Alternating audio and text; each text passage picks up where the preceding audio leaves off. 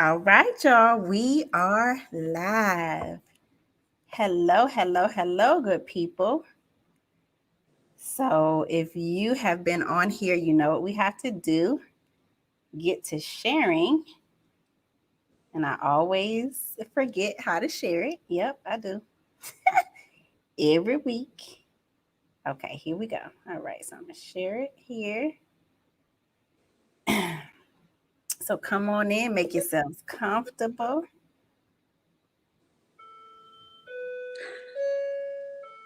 That means it's 8 o'clock, right? I was about to say, and for everyone who didn't know this, it's 8 o'clock at my house. Right. Exactly. Hey, Aisha. Aisha's tuning in. Hi. So just a second. We're getting everything set up, giving y'all time to come on in, get comfortable. I think I did it. Yes. Yeah, you did it. Yay. Okay. All right. We got everything set up. Right. Hey, y'all. I'm so excited. Y'all don't understand how excited I am to have my friend on here tonight. And I'm going to tell you who she is in just a second. Just want to give y'all some time to come in. And once you're joining us, give us an idea of say hello. Tell us where you're from. Hey, Patrice, the girl. Hey, in the building. So yeah, say hello once you join us. Let us know where you're watching from. Oh, geez. Hey, Reggie. Reggie is tuning in. Mr. Pafori. All right, so we got some people. Okay. All right, so we're going to give it maybe a couple of more seconds and then we're going to go ahead and get started because we have a great conversation and I want to use all of the time that we have. So when the clock says 8:02, we're going to get started. hmm But in the meantime, kick up your feet, get comfortable, get you something to drink, bring your questions because we want this to be an interactive discussion. Yes. Hi, Miss Karen. Hi, Mama Karen. Hi, Bob. She's in Avella. Okay. Patrice is representing Laurel, Maryland, but from Nonoya. Okay.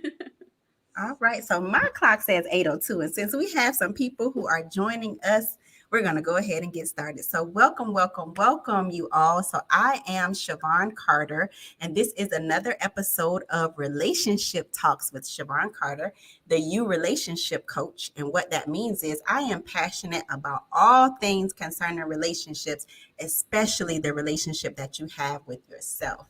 And on tonight, I have the pleasure of being joined by my good friend who I have known for probably about 10 years now.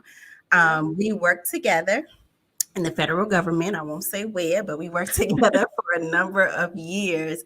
And that's really when we started to connect and draw a closer relationship. And she is probably one of the most caring and giving people that I know. She has a huge heart. And just such, and I would say that Karalee is the definition of friendship. When I tell you that we have been through some stuff, she has told me the truth when I didn't want to hear it, but I needed to, and I appreciate her for that. But she has really been a true friend to not only myself, but those in our friend circle. So she is a mover and a shaker in the federal government and just an all around great person. So welcome, Carolee. Hello. Hello. So is there anything else that you want to share with the people before we get started about yourself? Um, no, I was trying to think of a little intro about me. So I'm originally from Pennsylvania. And I have been here. I just realized in about a week, I will have been here 17 years. Wow. So, wow.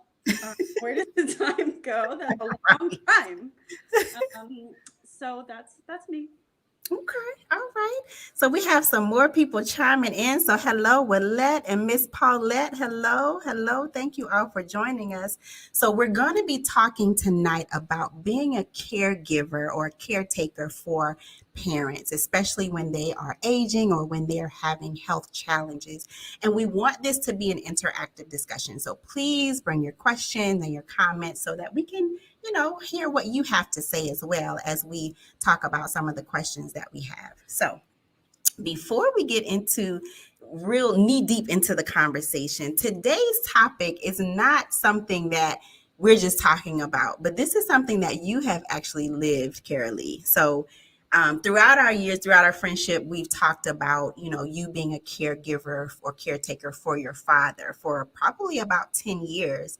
And in your journey, and just it's one of the journeys that I have truly admired. I admired your strength, your sacrifice, and your selflessness as it relates to this. And you became a caregiver or caretaker at the age of 26.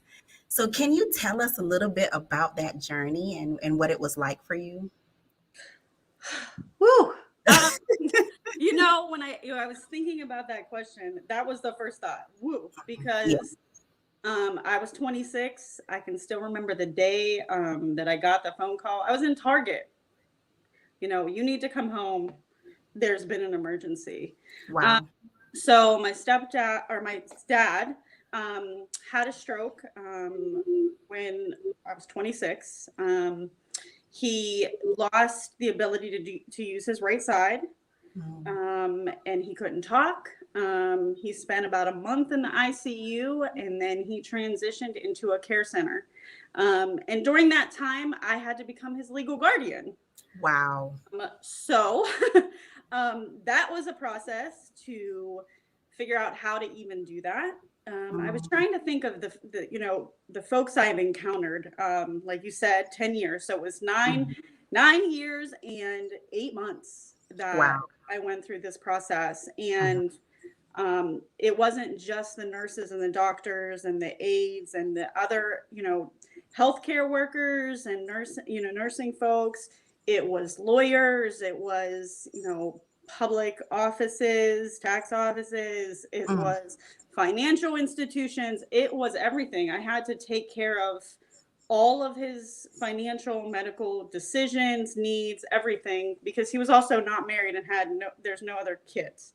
Wow. So so all of that in the blink, in the middle of a Target trip, um, is where it Wow. all switched over. Mm. Mm. And I Mm. had to figure out how to navigate that. And again, I said I was in Pennsylvania, so Mhm. that's where he was, Pennsylvania. So I was here navigating that whole transition. Mhm. Um, that Wow. So let's unpack that because that's a lot. And I want to share something that Willette said. So she said it takes a strong individual to be a caregiver, especially from afar. Absolutely. Because you were in Virginia at the time and your father was in Pennsylvania. So that's about how many hours is that away? About 4.5. About 4.5 hours. Mhm. So Yep. you're his only child. Yep. Um, and so all of this just kind of falls in your lap. And what I think is even more amazing about your story, this isn't someone that you lived with and that you had the closest relationship with. Now, you did love your father and had respect for him, but you weren't, as close to him. You weren't that daddy's girl. So that's another dynamic that was added to the scenario. So what was that like with all of the emotions that you were probably feeling from not being as close as you would have liked to? How was that for you? It was interesting. It Mhm. played a role for sure. Yeah. And as you navigate through the experiences and you're making choices, those old feelings that maybe you Mhm. didn't even know were there start to Mhm. service, Yeah. to surface, and you have to deal with them. You have to unpack them. And it's a weird experience because Yeah. you're visiting thinking about one, I'm here, how are things, let me get the update, and then all of a sudden some weird thing from when you're 7 Yeah. this story where you're like, well, I wasn't allowed to do this thing, and now I want to be mad about that today. Right. You Right. know, and, Yeah. and you also, I think it's part of the coping, right? Because Mhm. if you focus your effort on that, then you don't have to really deal with what's going on. Yeah. Yeah. So it was definitely interesting because, like you said, I talked to my dad. We had a relationship. He Mhm. wasn't not present, but Right. we weren't hooked at the hip. Mhm. Um, and as much as he had been retired and I was navigating that process, Mhm. I wasn't there, just like I wasn't there for the rest of my family every day. So you Yeah. see what you can see, and you only know what you're told. So it Mhm. definitely was a process to try to navigate both simultaneously, Right. Right. really, because you have all of what was dumped in your lap, and then you also Mhm. have what is unfinished. Right. As Right. I'm growing, into 25, and as you age Mhm. and mature, how do I deal with both simultaneously? Exactly, exactly. So let's get into some of the details about being a caregiver because it can be really tough, especially over the number of years. So how does a person even manage the expectations about what they need to do? Because it could have been all kind of thoughts, maybe people that you talk to was you should do this, you should do that. So how do you manage the expectations that come with that? Yeah, the first thing is everybody has an opinion. Everybody has something that they think you should do. Right. Um, be realistic. Like that, Hmm. when I was making my notes for today, that was the thing that was the most. Be realistic. Hmm. I am an overachiever, Yes. to the point of the standards I set for myself aren't even achievable half of the time. Hmm. Yeah. So with this, that was another place where I had, a lot of the advice that I got from the folks that were being real and honest with their advice were Hmm. lower the bar, be Hmm. realistic, do what you can Hmm. do today, you do the rest tomorrow, or you do the Yeah. rest next weekend. It can Mhm. wait. Yeah. Um, because I want to hurry up, I want to set milestones, I need to do these things.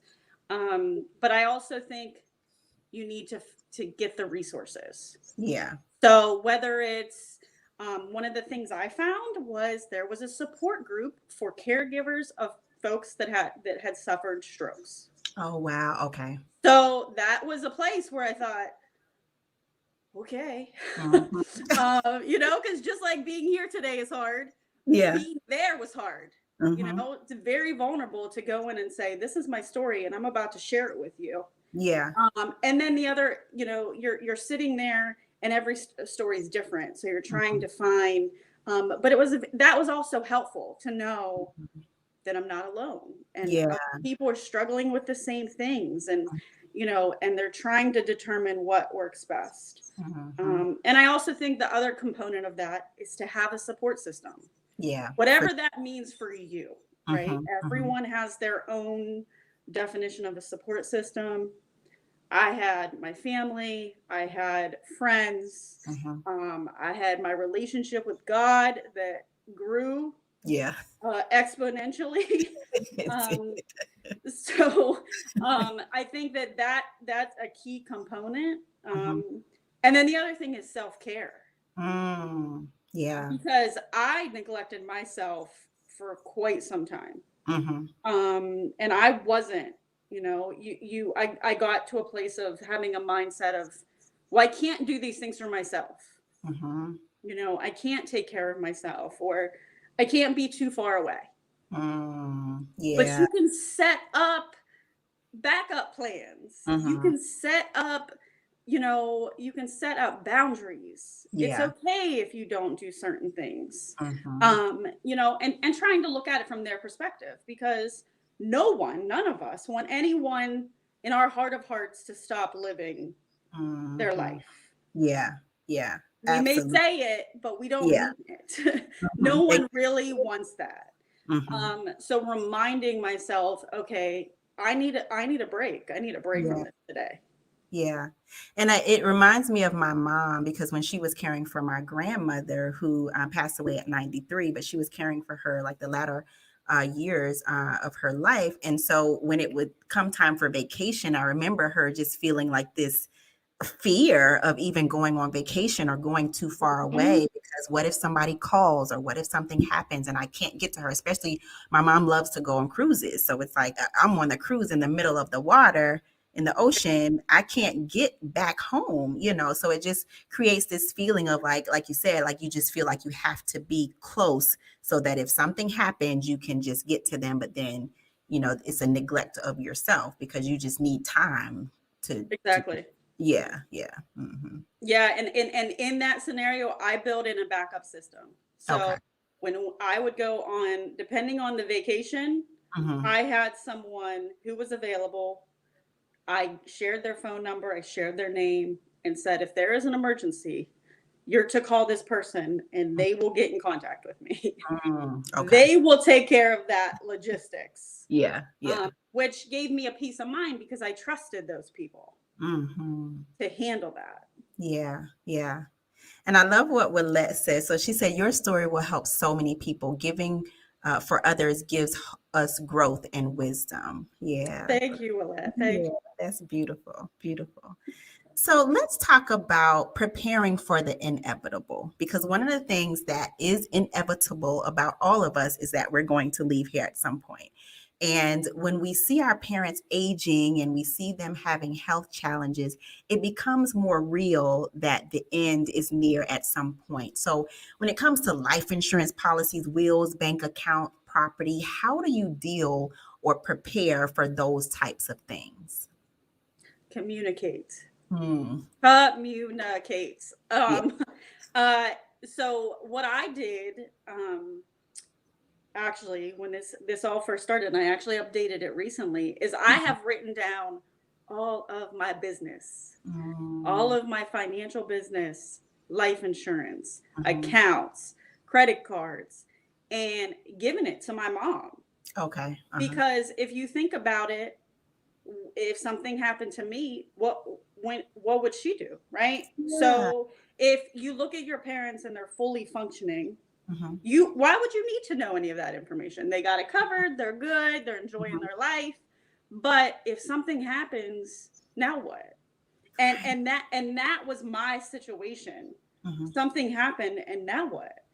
I don't mm, know where your bank is. I don't mm, know if you have a savings account. I mhm. don't know how many. I don't, and now I'm digging through your paperwork trying to Yeah. figure out and Mhm, waiting for the mail to come to figure mhm, out mm, what there is. And we all know certain things don't come monthly. Nope. You don't know if a surprise is coming. Mm. So I think starting to have that dialogue. We don't have to, if you don't want to talk about it, put it in a folder, write it down, and tell me where the folder is. Yeah, yeah. Mhm, Right? You know, mhm, my mom and I have established a system, and my stepdad. Look, write it down because mhm. I will cuss you while I'm figuring it out.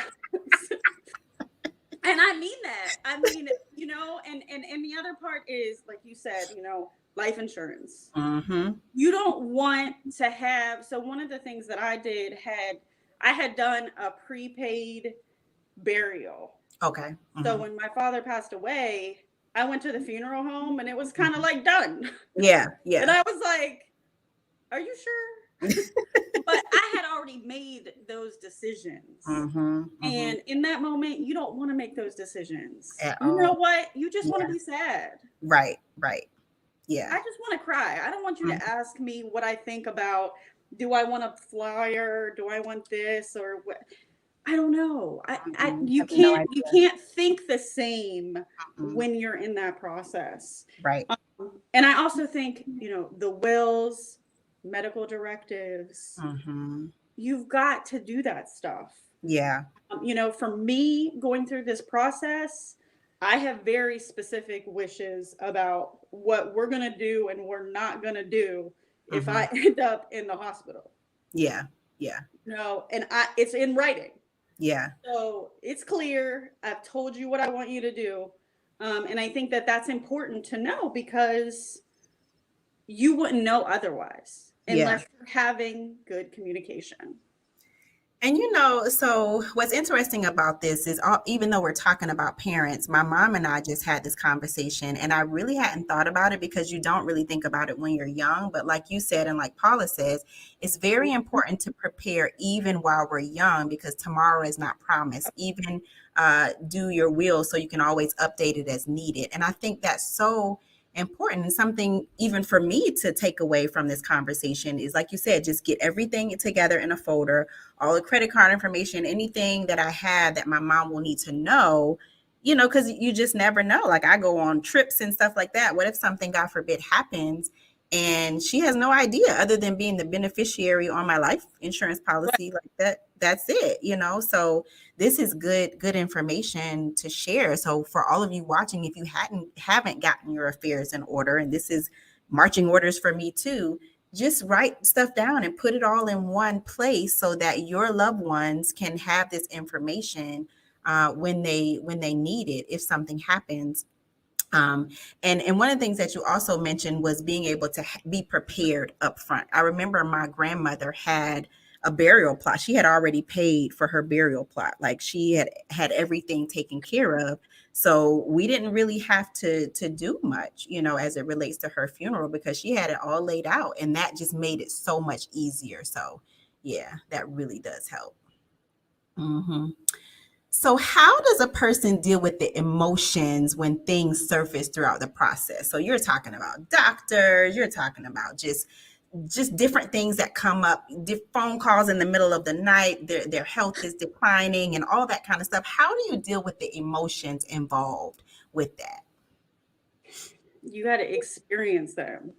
You have to let yourself experience them, because when it all starts to compound, you will lose it. You will lose it. I mean, I can think of lots of times where it's the last thing that happened. Yeah. Broke the camel's back, for that time period, and it's like, I can't do this. I don't, and you're like, why is this my assignment? Why do Right. I have to do this? Where are the other people? Right. And you just go down this whole process. And what I learned is I have to be real. And that's where I think your support system comes in. Because for me, I'm really good at saying I'm good. You are. Absolutely. How you doing, Karalee? I'm good. I'm good. And that's it. And people believe that. They believe it. They're like, oh, she's good. Unless we know you and we're like, no, you're not good. What's right. Up? And the people that know me will say, not so much. So what is that really? What is going on? And then I tell you about some wacky story, like you said, where I got a call at 3 a.m. About something I didn't need to get a call about at 3 a.m. Then I was up all morning, and or I talked to one of the nurses and they have an attitude for no reason. And because one of the things that used to drive me bananas is I would call, and this is ironic based on what we just said, right? I would call to ask how my dad was, and they would say, he's okay. He's okay. No, he's not okay. Right. He's Give not me okay. some more information. Because if he was okay, he would not be there, and we wouldn't be having this conversation, right? So, it's kind of, I guess it was also a trigger for me because I knew I was lying, right? Yeah. So, it's really having those people that hold you accountable to say, you can cry, it's okay. You can be mad. Be mad. I'm mad too. That person talked to you that way, I'm mad. And the other part of it is forgiveness. That's huge. Right? Because what we were talking about earlier is what do you do when you have these things? And I think no matter your relationship with the person, I think that it would come up no matter what. No matter what. There are going to be things that come up from years ago, situation that now what? And you have to make an active choice to forgive and forgive again and again. Because anyone who knows the forgiveness process knows it's not just one and done, right? It's not a one and done. I like one and done, so that was very disappointing to me. Yeah. But Forgiveness. And the other thing is, I just listened to something today and it said forgiveness is for you. And Yeah. it is. And Mhm. and I can't really explain that enough. Yeah. It is really for you. Mhm. Because when I really got into doing the work with forgiveness, Yeah. there was a shift. Mhm. There Mhm. was a shift for me. Mhm. And in those hard moments, I knew I would make it through. It That's would so be good. okay because Yeah. I wasn't going down a road of being angry or being Yeah. agitated about something that doesn't even make sense to anyone. Right, right, exactly. Because when you're triggered, it becomes compounded because not only are you dealing with the situation at hand, but then there's these other things that you're bringing into it, and then it just adds on, and it builds, and so it creates this whole explosion. And it's like, well, what? I don't understand, incongruent to what's happening, but yeah.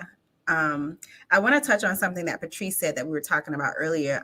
She said, this is even more challenging when you are an only child. I sometimes feel overwhelmed over caretaking for my mom and paternal grandparents. Yeah. Mhm. And so, like you, myself, Patrice, we are only children from our mothers. And so, from your father, and so it's like, yeah, that becomes even more of a burden. I saw that with my mother because she was my grandmother's only child, and so Yeah. it's a lot that you deal with by yourself that a lot of people won't understand. My mom's here. Hi, mommy.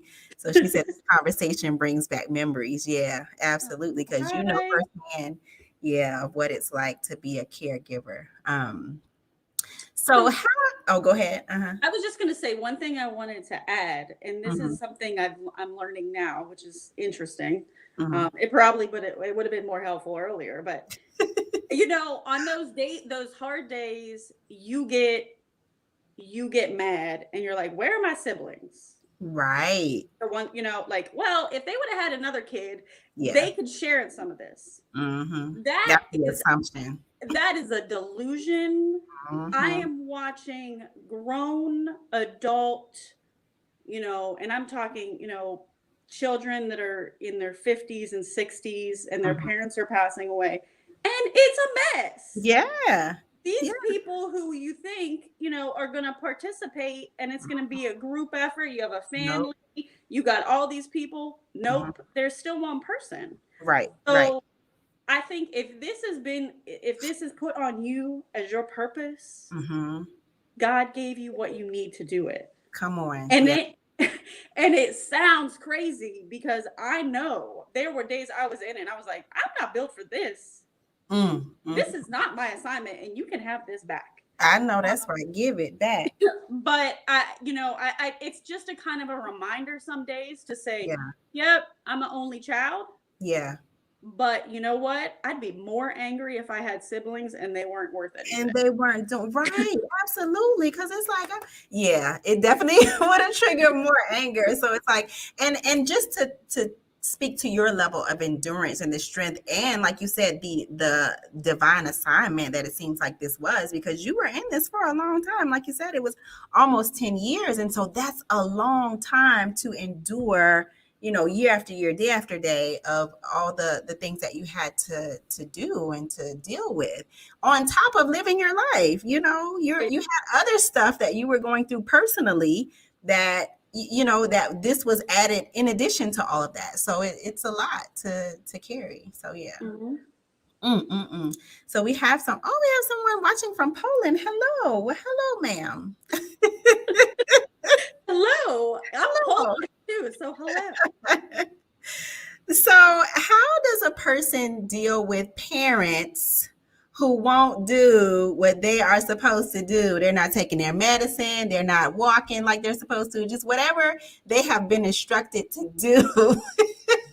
How do you deal with the frustration of just watching them just be defiant, want to be independent, stubborn, whatever you want to call it? How do you deal with that? So my real answer, quit. No. Um Patience. Patience. Okay. Patience. Mm-hmm. So I have two great examples of this. One, um my dad, they were supposed to get him up so he would not be laying in bed. but you would have to ask him, and he would shake his head. Mm-hmm. And it was a battle. I was trying to figure out how long we battled because it was a really long time. And I was almost battling myself, I think, because, they're like, he has rights. And I was like, I respect his rights, but Yeah. frankly, I don't care. I Yeah. want him to get up. I think that it's good to be Mm-hmm. up, Mm-hmm. to feel like you're doing something. Mm-hmm. And he just was not interested. And I remember one day I tried to talk to him and he got mad. He was mad. And I said, that's it. I'm not talking to him about it anymore. So I talked to them and I'm like, you have to talk to him about it. And he just wasn't interested. and I really think it was probably 5 years. I fought Oh my God. so hard. We had care planning meetings and I had to bring in my mom as artillery to tell them that they needed to get it together. Like, you guys need to listen to her, Right. you need to get it together. And he just was not interested. Mm-hmm. He just wasn't, and it kind of reminds me because I was thinking about that today. And my grandmother, she was very defiant on certain things. Yep. Mine too. And, you have patience, okay, yada, yada. And then it's like, well, I've lived my life. Well, no one cares about that right now. I need you to do your therapy. Right. Forget the exercises. I need you to do it. Yeah. And again, that's another place. We got in a fight. She yelled at me. And then you just have to come to a place of acceptance. Mm-hmm. So, when you're not talking about medication's a different story. Right. Sometimes you have to have the patience. You have to recognize we don't know what it's like to be in their position. And to see your life where it is, that has to be hard. That has to be. And sometimes you just have to say, is this worth the battle? Right. Absolutely. And, medication, yeah, it's worth the battle. Yeah. I'm going to need you to take your medication. Right. Exactly. But that's where you can try to talk to the doctors or the nurses, the social workers, to try to figure out those ways that they can help. Especially with me being far away, there were certain discussions I didn't want to have with him. Right. I'm here for 2 days and you're gonna be mad, and then I'm gonna sit here mad that you're mad, and what are we doing? Like, what are we doing? Come on. I like what Willette says. She says twice a child, once an adult, because we do. It's like the circle of life. We start out in that childlike state, and then we go back to that childlike state as we get older. She also said it is hard because we expect them to know better and do better, but it is not that simple. Yeah, it's not. No, that is so true. Yeah. Because like you said, it's like when you have been using, I know my grandmother was very independent. Like I got it, I can do it. And she raised my mother and myself to be just as independent. So I can't imagine now having to depend on people when you have lived your life. She lived 93 years, so 90 something years as an independent woman. And then now having to depend on people to care for you, bathe you, like that is a lot. That's a huge. It's a lot. Yeah. Yeah. Ooh, absolutely. Okay. So, how does a person handle difficult decisions regarding their health, like do not resuscitate? How do you deal with that kind of stuff? Right. That's I remember the first time they called me about the do not resuscitate, and they said, well, what do you want to do for the DNR? And I was like, one more time? Like what? For the what? You just have to gather information from people. Try to understand as best you can. Follow your gut. Yeah. Follow your gut. Think about them, what would be best, and you just make the right choices, because sometimes it starts to get really complicated.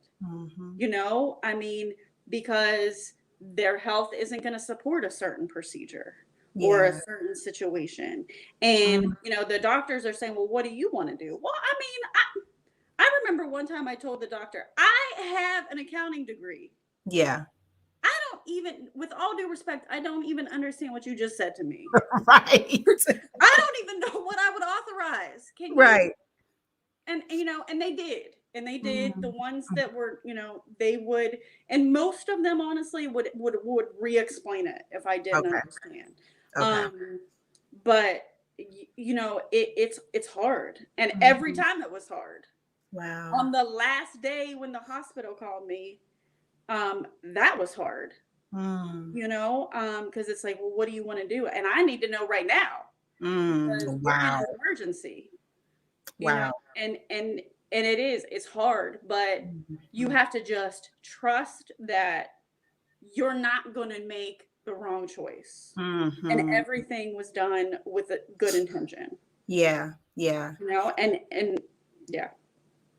And something my mom said, it made me think. She said, my grandmother said, let me be and just go in peace. Don't hook me up to no machine, And so she didn't want to go that way. And it makes me think of when your loved ones have said, I don't want to be Yeah, resuscitated. And then now you, as the loved one, have to deal with that because you want to keep them around right. as long as you can. But they're like, no, let me go. Like, how do you deal with that? That's tough.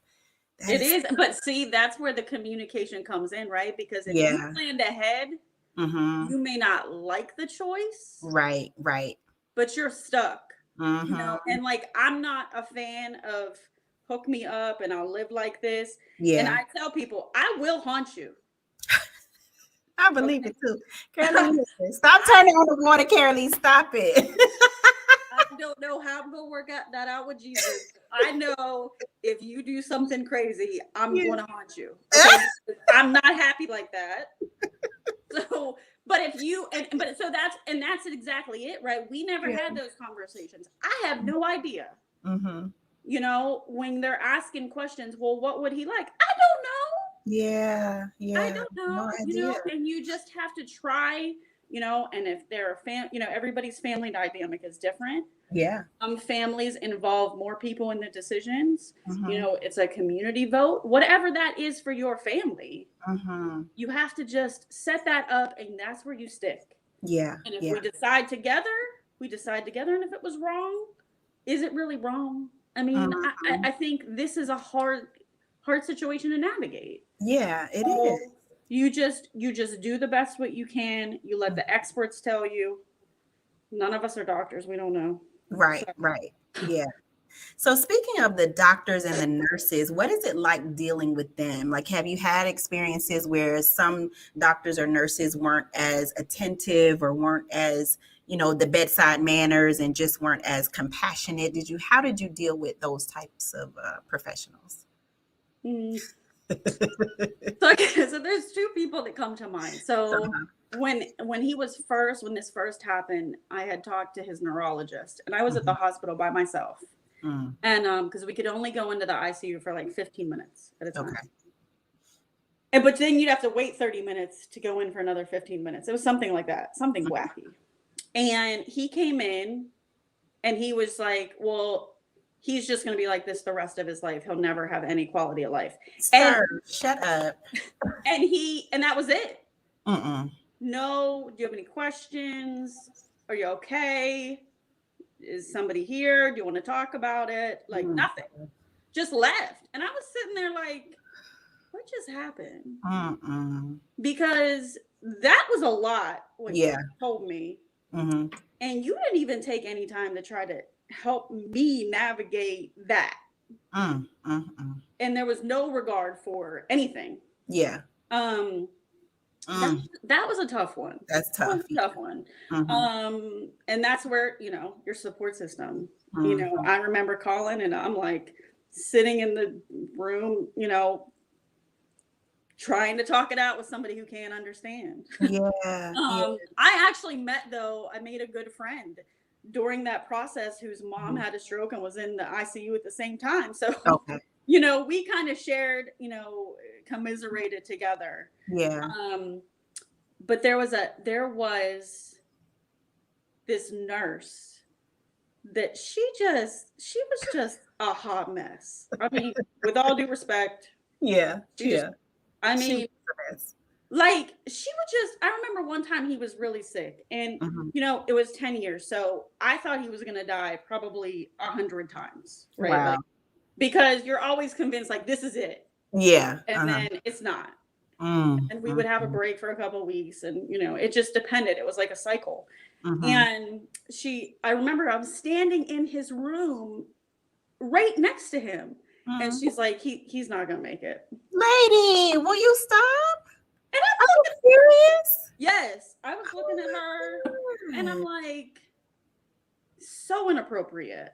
Yeah. Like, don't do that. So inappropriate. First of Mhm. all, we all know no Yeah. one's confused. Right. Right. Do you have to say that? Like, that's Right.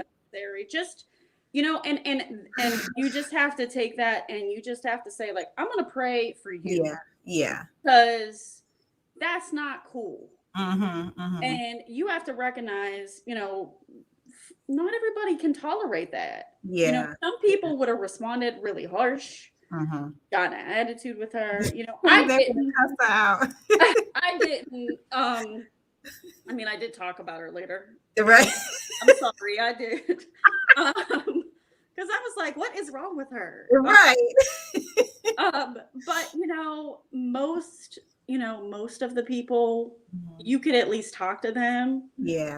I think the interesting thing to navigate was when he didn't like somebody. Oh, you could tell. I could tell. Okay. And it would be like all of a sudden his behavior was, well, he didn't want to be bothered with that. No, he didn't want to Mhm. be bothered with you. Yeah. And I ended up having to have that conversation with his care center. And I said, with Mhm. all due respect, I understand your staffing is your staffing, Mhm. but my dad is not partial to that person. Right. I don't know if you can adjust. I don't know if you can help me out here, Mhm. but I'm telling you, I can see it all over his face. He does not like that. If he could cuss her out, he would. He would. And I don't know what transpired between Yeah. them, Yeah. but he is not interested. And this is during a time where he couldn't speak or anything, right? So you had No, to really interpret what, right. okay. He did. And Mhm. the thing is, he ended up being able to communicate in his own way. Okay. Mhm. It wasn't all the time. He wasn't always understanding, Mhm. but he was able to navigate like his TV. He got a Mhm. remote. He could tell you if he would point if he needed something. Okay. He even like the guy next to him fell out of his bed once and he even called the nurse. So Mhm. he was aware of some things. Mhm. Mhm. We'll say it that way. Okay. Gotcha.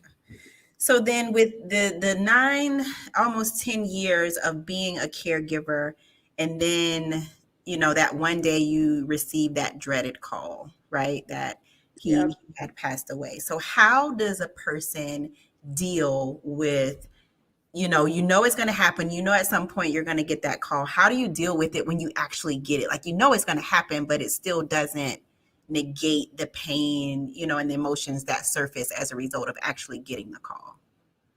You can't prepare for it. Mm, yeah.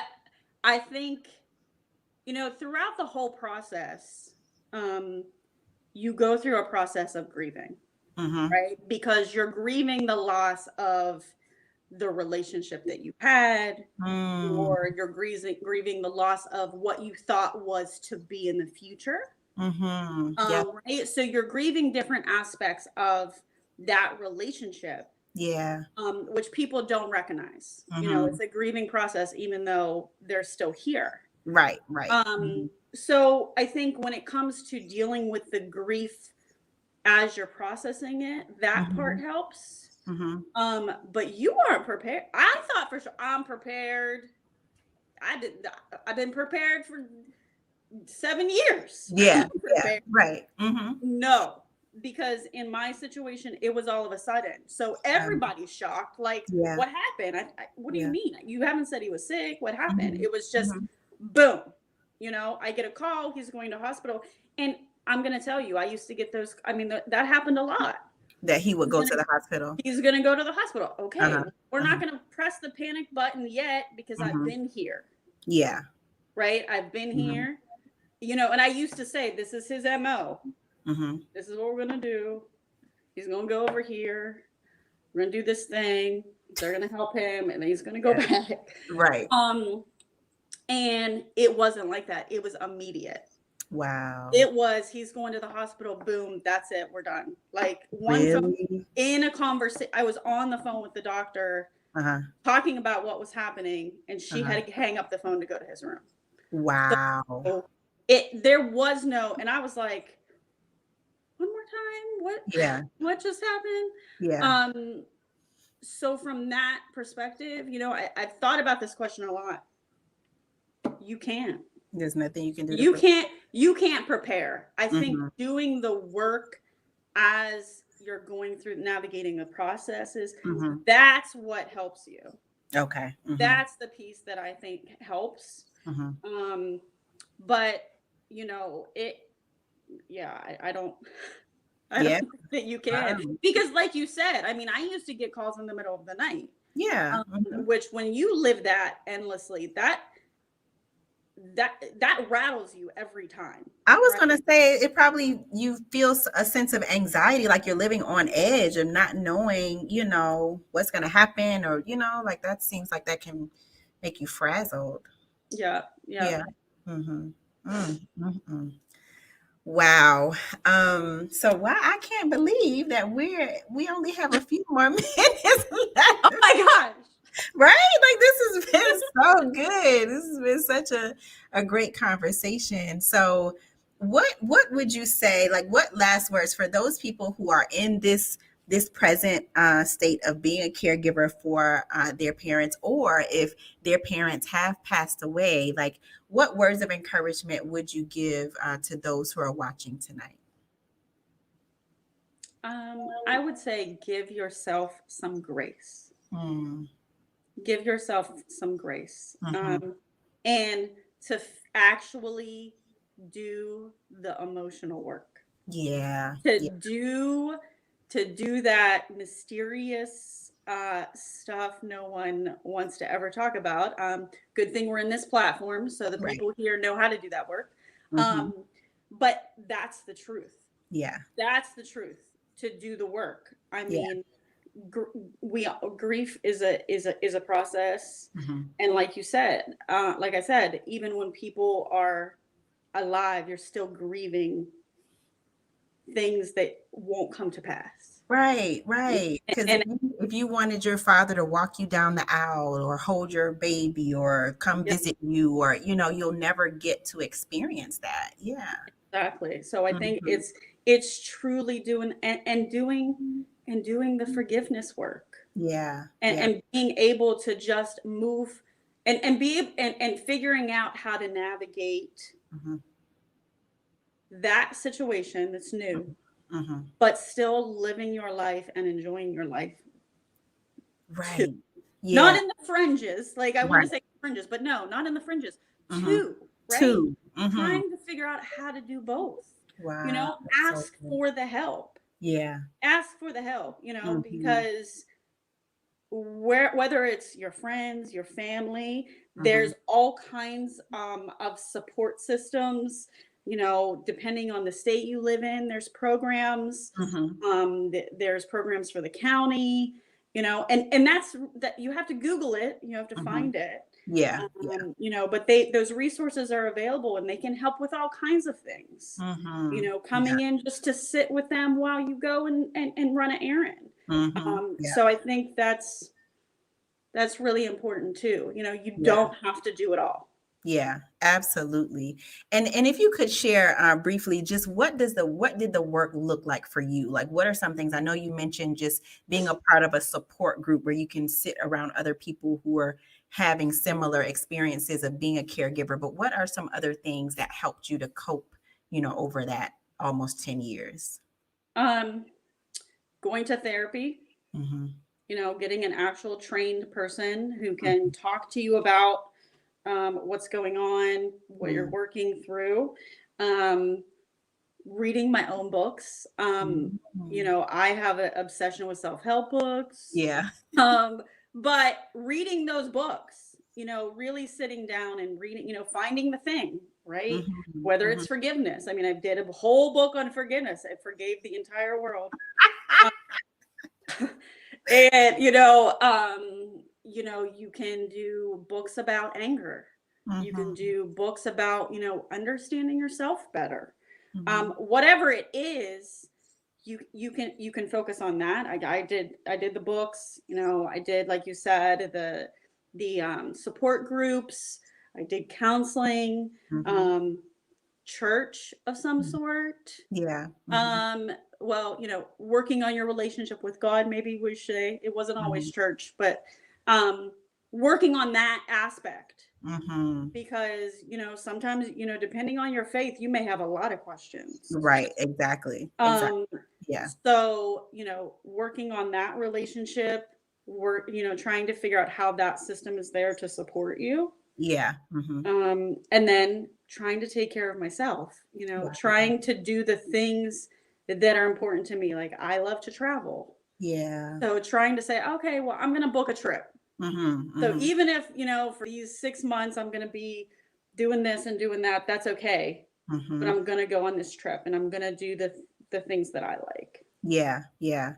And my cousin is watching. Yeah, it is very hard. Yeah, because we've experienced loss in our family, like tremendous loss, like losing two family members in one day within hours of each other. So it's extremely hard, to deal with that. And so that's another reason why we're having this conversation, because it is hard, and there are tools and resources that we can use to navigate through those tough times, because it's nothing that will take away the pain, you know what I mean? But there Exactly. are things that can help us to at least navigate as much as we can, taking it 1 second at a time, one moment. And some of the things you shared, like therapy, like finding support groups where you can just cry, everybody cry in a circle together, Exactly. or family, friends, just having somewhere that you can release the emotions when you need to, because they're going to come up. Don't know at what point, the intensity of it. Who knows how long that will last? We don't know, because everybody's grief process is different. But there are ways that we can navigate through as we're experiencing the grief. So yeah, yeah. Hmm. Yeah. So wow, Karalee, thank you Well, so thank much. you. I made it through. You did. And like I told you before, like, you have such a powerful story to share, and just to know how much you have endured. And to see that you did endure it, and you were such a beautiful gift to your father, to be able to be there for him in that way for so long. Because like I told you before, I love my father, but I don't know. I don't know if I would be able to do that. I don't know. So yeah, so I just commend you for what you did, and how God used you to be there for your father, and just for the story that has come, out of this. So I really appreciate you agreeing to come on this platform and share. Well, thank you. Thank you. Because, you've given me perspective Hmm. on this whole thing, because I'm like, you just do what you got to do. Right, right. Um, And you I'm like, know, girl, you don't understand how this is not simple. so, I appreciate this opportunity to share with your little audience, and to be here and give perspective. Yeah. Because Hmm. at the end of the day, it is hard Yeah, it is. and it's work. And, just like you say, you don't know. Yeah. We will not know what's going to Mm-mm, happen that day, because mm-mm, depending on the wind, depending on the day, mm-hmm. and you can't. Everybody's journey is different, Yeah, so yeah. you just have to be in your journey. Absolutely. Absolutely. So we have some people who are sharing. So Patrice said this was very informative. It really was. I definitely got some takeaways from this. Mama Pam, hey Mama Pam. She says great Thank discussion. you. Sunshine Joy. She says you're amazing, Carrie. Thank Love this. you. Paula says, thanks for sharing. Yeah, absolutely. So Patrice says, so proud of you for sharing the story.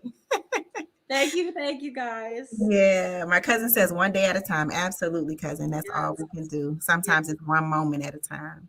yes. Um, and then Mama Pam says, God said to honor your father and mother, your days will be long. Absolutely. Yeah, yeah. Woo! So this is great. Ashley Nicole says, love you, Karalee. Hi, Oh, Ashley. no. Oh my goodness. Yes, yes, yes. So you know what, Patrice? She says, Kara, you can take care of me when I get old. Listen, you know what? I can't. No, I just explained. You know what? You could show your kids this video later on. Right, exactly. Tell them what to do. And Mama Karen says, great I job, love love you. Oh, that's so sweet. So sweet. So thank you all for tuning in. Thank you for being interactive and for sharing your comments and just making this a great discussion. Really appreciate you for joining in. And thank you once again, Karalee, for being on and sharing all the nuggets and the wisdom that you have learned throughout this process. So until next you. time, just good night. Good night.